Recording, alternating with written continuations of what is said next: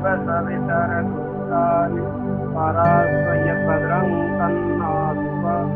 ॐ सहनाववतु सहनौ भुनक्तु सह वीर्यं प्रभावहे तेजस्विनावधीतमस्तु मा विद्विषावहे।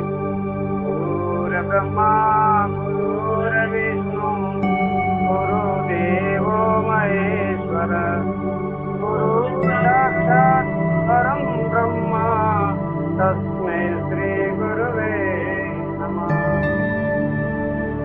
परम पूज्य गुरुदेव महाराज को नमस्कार प्रणाम। आज धर्म संबंधी कोई विशेष तात्विक बातें आएगी। हमारे धर्म तथा धार्मिक सिद्धांतों के संबंध में लोगों की जानकारी घट रही है।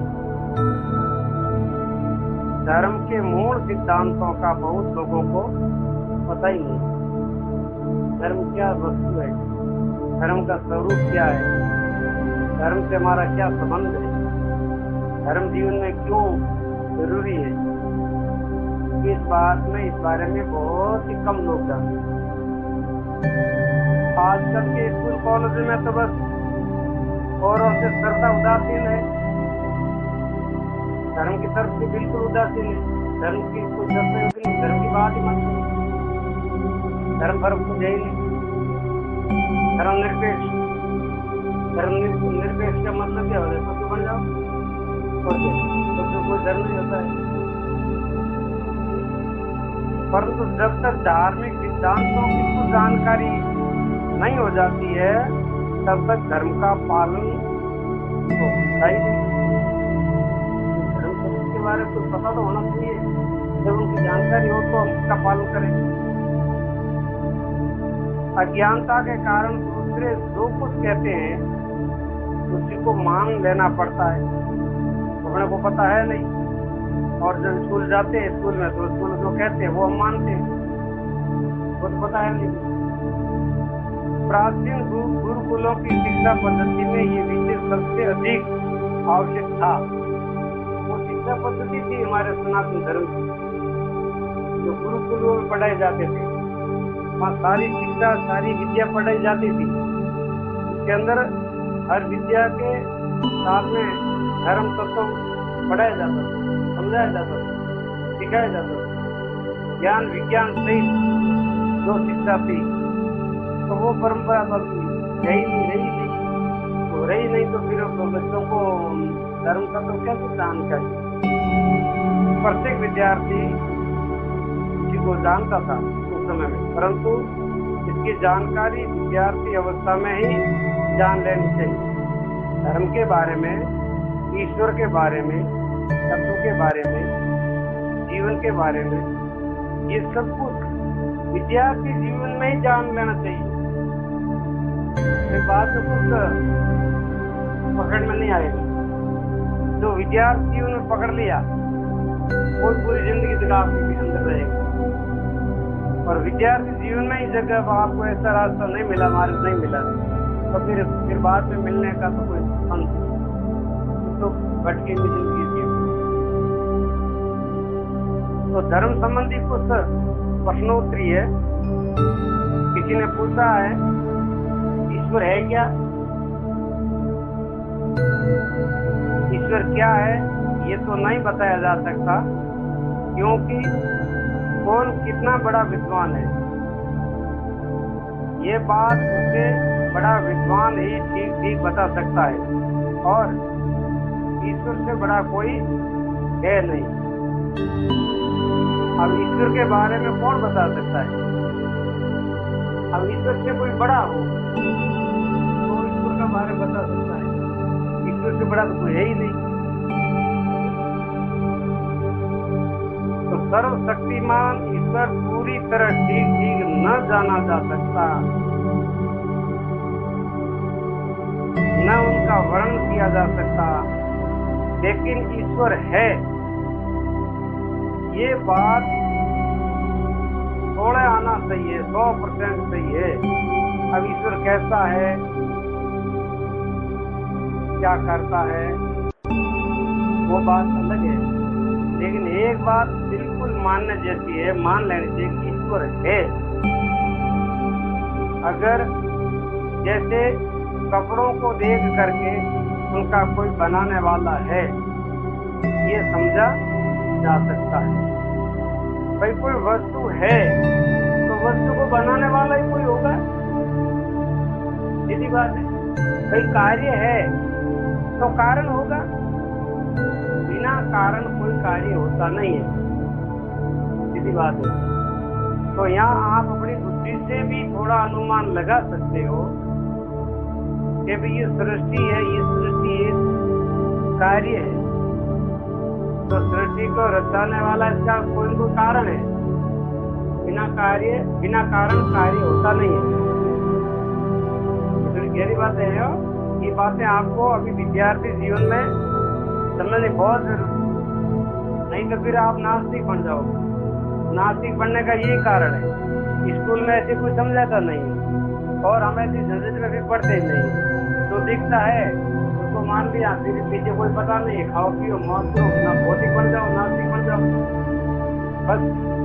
अब इसके ईश्वर के बारे में या ईश्वर में श्रद्धा रखनी या ईश्वर की खोज करनी, ईश्वर के बारे में चिंतन मनन करना, वो तो हमारे अंदर भाव जागता ही नहीं, किसी के अंदर नहीं देखता है। आप विचार करो, विद्यार्थियों में ऐसे कितने विद्यार्थी है ईश्वर में कोई है, कोई ईश्वर के बारे में सोचे, ईश्वर के बारे में ईश्वर को खोज करे, सवाल ही नहीं है, जरूरत क्या है।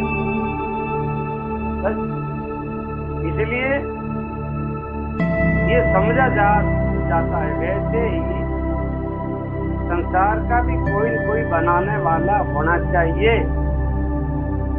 भले उनका आपको पता नहीं है, लेकिन कोई तो होना चाहिए। ये भाव पक्का रखना,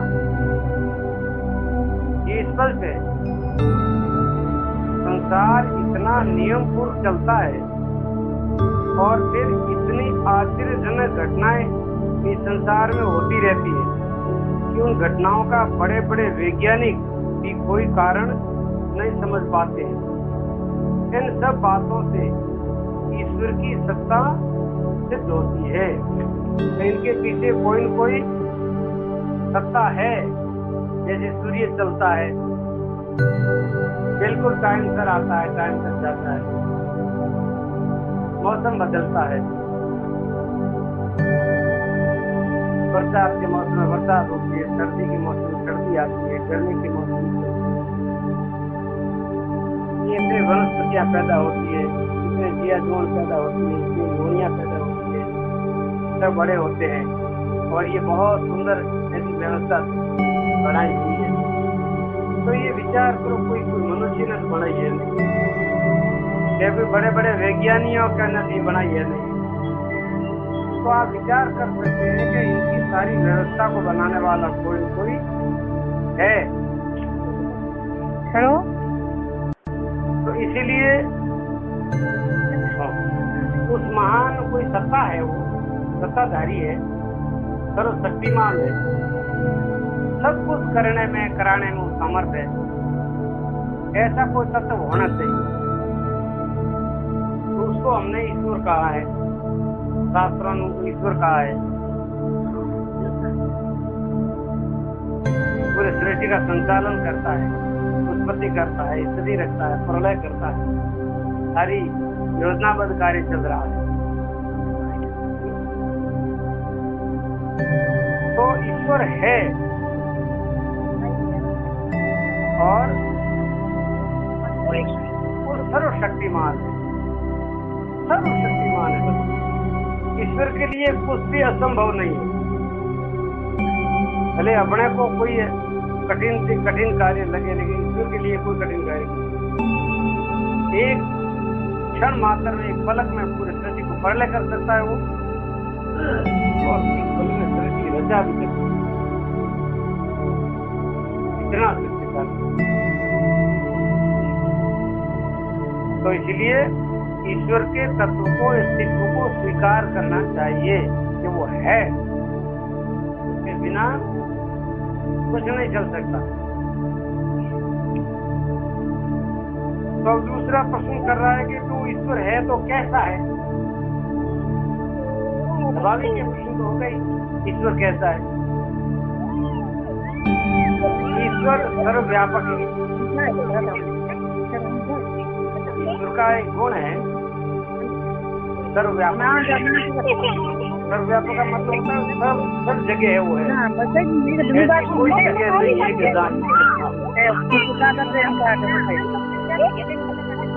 यदि आकाश सर्वव्यापक है तो आकाश सर्वव्यापक है तो ऐसी कोई जगह है कि जहाँ आकाश न हो।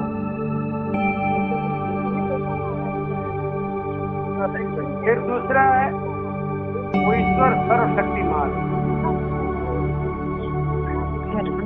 दुनिया में जितनी शक्तियां हैं वो लगभग सब शक्तियां ही कार्य कर रही हैं।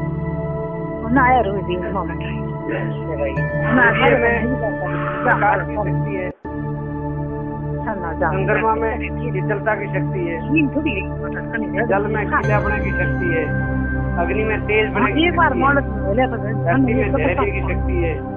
मतलब कोई भी पदार्थों में शक्ति है, शक्ति संपूर्ण शक्ति है। बिना शक्ति कोई पदार्थ नहीं, हर पदार्थों में अपनी अपनी शक्ति है। तो सारी शक्तियों का जो आधार तत्व है, सारी शक्तियों को संचालित करता है, सारी शक्तियों को प्रेरित करता है,